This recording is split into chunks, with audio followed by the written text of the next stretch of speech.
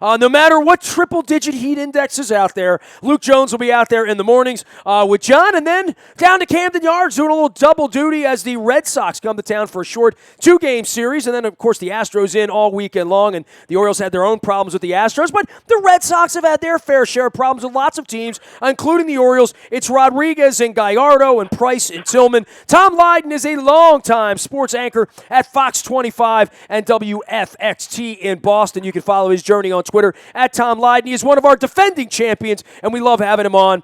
We especially love it when the Red Sox are beneath us in the standings. But, hey, that could change here this week, Tom.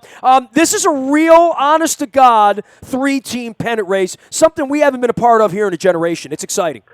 Yeah, it's great. And, you look at the schedule, as I did this morning when I woke up, and you see these 9 games head-to-head between Boston and Baltimore, and then you peek and you see, where Toronto's in the mix, and I know that Baltimore's played Toronto a couple times, and I think they got them 6 more on their schedule, so it's going to come right down to it, and you can't really ask for more. When you're looking at a schedule that has 7 games between Boston and Baltimore in September, you can't order it up any better than that. That's fantastic. Well, at any point, Boston can drop 16 on you like they did on Sunday, but at any point, the baseball gods sort of take over. And I know Poppy's had this incredible ride. All the young players, Bogarts, Betts, Bradley, all having solid years. The Pomerantz trade hasn't worked out so well, but the right thing is perplexing. Oh, my goodness. Talk about as soon as he went in that game against the Dodgers, you could hear people, you could just hear it around the city, people saying, like, what are you doing?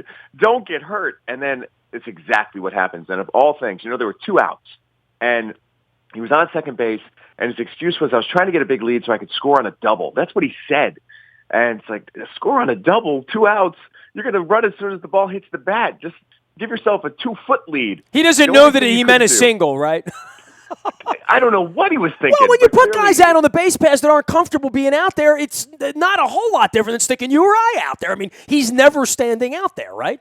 Yeah, at least I would have put Clay Buchholz out there, if nothing else, because at that point, if Clay gets hurt, which you're never rooting for anybody, at least he's not a linchpin in your starting rotation. So now, all of a sudden, Clay Buchholz is back in your starting rotation because you put Steve Wright out there. So of all of the decisions, that was the most Murphy's Law decision that John Farrell has made all year. Yeah, and we don't know how this is going to affect the one positive Red Sox pitching right now.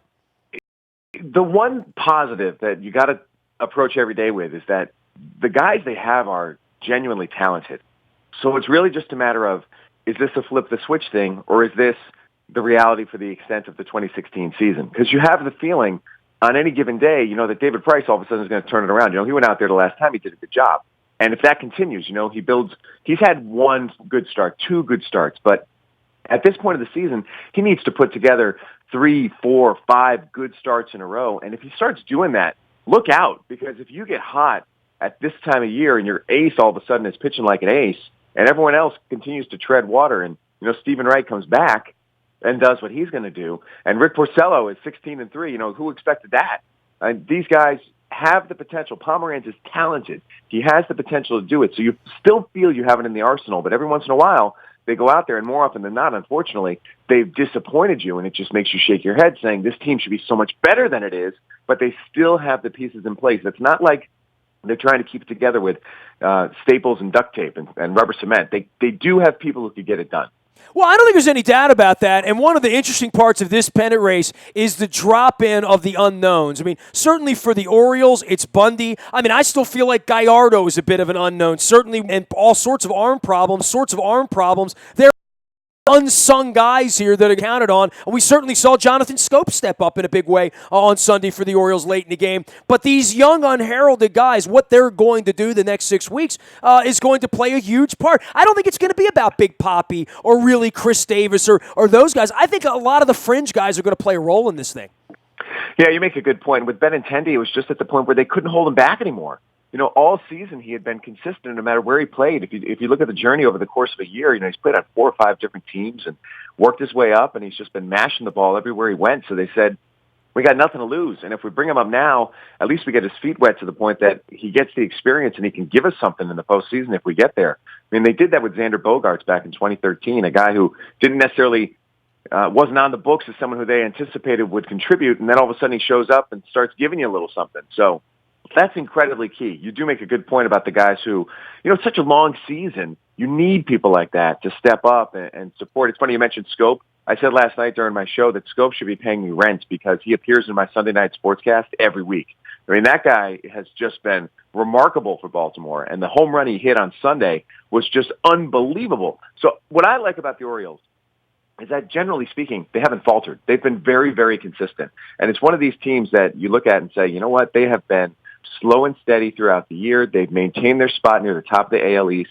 And truly, at this point of the game, it's going to take them collapsing a little bit because I still, and I've said this to you before, I still expect them to win this thing because I just think they're better positioned to win it. And I don't think Boston will ultimately get the division title, but I still think they're going to be in the mix for that wild card, which nowadays you don't want. I mean, do you want to be the wild card? Play that one game? The premium on the division right now is so much bigger. I don't like the two wild cards, but it does make the premium on the division so much larger. Well, it really feels to me like the losers in this race, whomever they are, will be playing each other. So, whoever wins, okay, they're going to be sitting around waiting for the winner of a one-game playoff between the other two teams. Certainly, you don't want to be that team. And, David Price was the biggest acquisition of the offseason, I think, for any team, quite frankly, and hasn't played as big a role in the race. These are the games. I mean, coming to Camden Yards in August with first place on the line, this is where David Price is supposed to earn his $30 million, right? And he still might, and that goes back to the point I made before. We know he can, and it's just a matter of what David Price is going to show up. Is he the David Price who's going to impress you or the David Price who's made you shake your head? And I think that he can be the David Price who's going to impress you. He did have a great September with Toronto last year. We have seen it happen over the course of time. But Baltimore's lineup has always delivered. What was it? The last time Boston went down to Baltimore, their offensive bats exploded. They scored like 45 runs, and they still got out of that series losers. It's something about Baltimore that they're that team that no matter what type of game you're in, they seem to respond. They can win a game if it's 3-2, or they can win a game if it's 13-9. And the Red Sox are similar to that, but I just still at this stage, middle August, just get the sense that Baltimore has a little bit more of that team of destiny thing. They haven't had as many hiccups. And maybe it's because I'm not watching the day-to-day and I don't hear the fans bitching and moaning every day like you do up here in Boston. I'm sure they do, but it's just from afar. It's like, man, that team is tough to catch.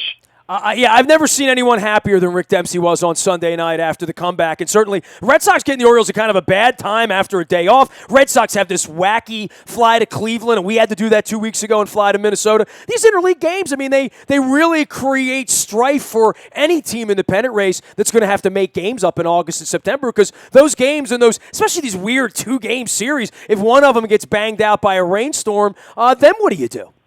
Yeah, and you know what? You make a good point about the travel. This is the first time since '91 that the Red Sox are going to be in 4 cities in 4 days. It's pretty remarkable. They still, and you didn't mention Detroit in that race, and I think that this week's series against the Tigers after the Red Sox play the Orioles is going to be very key because that might create some separation there. The Tigers came to Boston earlier and swept the Red Sox, so there's a little bit of bitterness, a little bit of anger there, and they could create a little bit of separation if they go to Detroit and win those games. Because if it goes the other way, I'm telling you, the Tigers are right there. They're right in the mix. It won't just be the Red Sox, the Blue Jays. It'll be the Red Sox, Blue Jays, and Detroit. We are experiencing a rare summer here where there's the Ravens are really relevant and we're trying to get Flacco on the field. The Orioles are obviously fighting. But up in Boston, you're used to this sort of stuff. I mean, the football thing eases right into the baseball thing, and you don't even need to talk Red Sox. You can pretend they don't exist because there's plenty going on with Mr. Garoppolo now, isn't there? It's unreal. I mean, and I may or may not have told you this before in our conversations, but the popularity of this Patriots team dwarfs even the Red Sox in a very baseball mad town, a town that's very traditionally rooted in baseball fandom. The Patriots are so hot, so popular, so immensely, they move the meter so much. I've never experienced that any place where I work. The NFL has always been popular, but I've never been with a team that is at the peak of its popularity. And who knows how much longer it's going to last. But you got the greatest quarterback to ever play, who's consistently in the news. He's going to be in the news until he comes back, against the Cleveland Browns in Week 5. What's his replacement going to do? Why don't they have a veteran quarterback to back up Jimmy Garoppolo just in case he gets hurt? A lot of really cool things. Plus, they're so big on these joint practices. So they had the Saints in town last week. So you get a little bit involved with what's going on with New Orleans. They got the Bears in town this week, which give you some good storylines there with the Long brothers going up against each other, and Jay Cutler and Martellus Bennett, seeing each other face to face after Bennett was pretty critical of Cutler over the last couple of months. So there's always something that keeps you glued to what's going on in Foxborough.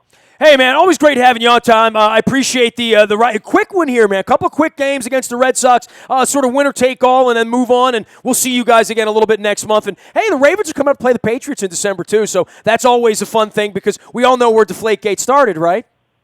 We do. There's documented evidence of where that whole ordeal began, and I think it points to Foxborough. Hey, man, take care of yourself. Great having you on this week. Or maybe it points to Baltimore, to your point. Well, maybe later. Maybe it points to Dean Pease. I don't know, but I mean, I'm just saying. Maybe it points to Chuck Pagano. I'm just saying. Who knows? These will be the issues that are debated for centuries. Maybe I'll write a book about that later on. We'll see. Good having you on, bud. You got it, man. Tom Lydon joining us here from Fox 25 up in Boston. You can follow his journey at Tom Lydon on Twitter as well as WFXTTX in something like that in Boston at Fox 25. You can find me out in the Bayou Toyota Audio Vault 24 hours a day from anywhere in the world on your mobile device. By downloading the TuneIn Radio app, we come in crystal clear wherever you are. You can email me, nasty@WNST.net, Facebook, Twitter, LinkedIn, Snapchat, Instagram, including Facebook Live on our stream, as well as on YouTube on our WNSTV stream. We're doing it all right in the palm of your hand on your phone. More than a little AM radio station for sure. Our morning newspaper hits your email inbox at 7 a.m. every morning because we're full service. All brought to you by Planet Fitness and PlanetFitness.com. Still $10 a month to get in the best shape of your life, and still some bikini time left there for fall football weather. Who knows? It'll be 95 when the Ravens kick off in September. I know it. And then last but never ever least, if there is breaking news that happens first on your WNST tech service, that is powered up by Coons Ford of Security Boulevard. We are WNST.net, AM 1570, and WNST Taos in Baltimore, and we never stop talking Baltimore sports.